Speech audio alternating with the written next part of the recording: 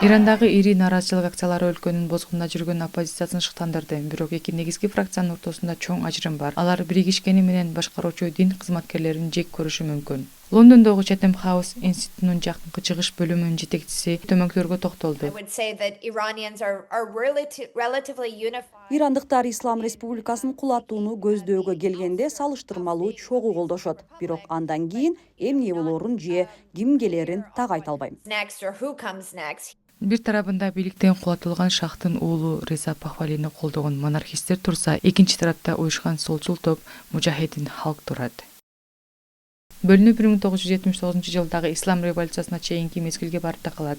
Алар Иранда канчалык популярдуу? Ирандын ичинде эки фракциянын тең рейтинги канчалык жогору жана алар келечекте окуяларга таасир эте алабы же жокпу айтуу кыйын. Дипломаттар жана аналитиктердин айтымында, алар чет өлкөлөрдөгү ирандыктардын арасында көбүрөөк колдоого ээ. Айрым демонстранттар нааразычылык акцияларын кубаттаган Пахлавини колдоп чыгышты. Көчөлөрдү таштап кетпегиле, мен силер менен биргемин, жакында силер тарапта болом, деди ал. Пахлави АКШнын президенти Дональд Трампты жардам берүүгө даярдыгын жогору баалады. Бирок бирдиктүү оппозициянын жоктугу нааразылык акцияларына карата эл аралык мамилелерди татаалдаштырды. Абадан сокку урууну караштырып жатканда да Трамп Пахлави таасирге ээ экенине күмөн санады. Ал мурунку бийликтин өкүлү.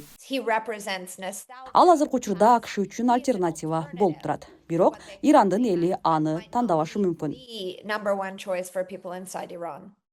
Ирандын акыркы шахы Пахлавинин атасы батыштын жакынкы өнөктөшү болгон. Ал өзүн модернизациялоочу кадар көрсөтүп, демократиялык өзгөрүүлөргө каршы турган.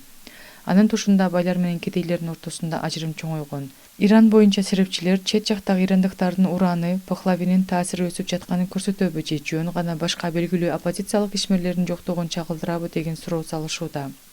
Мужахидин Халк Жемек Ислам Республикасына жана Пахлави монархиясына каршы чыгып келет. Анын де-факто лидери Мариям Ражави. Мек солчул жана исламчыл идеяларды айкалыштырат жана революцияга чейин жана андан кийин Ирандын ичинде жадыроолорду уюштурган.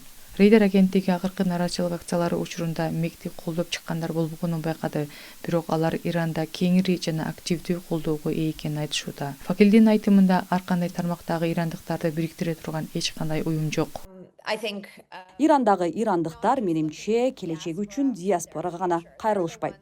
Алар физикалык, эмоционалдык жана экономикалык жактан өтө көп жабыркашууда. Ал эми өлкөнүн ичинде көптөгөн активизм, идеялар жана демилгелер бар. Бирок Ирандын көптөгөн оппозициялык ишмерлери жана лидерлери Ирандын түрмөлөрүндө отурушат.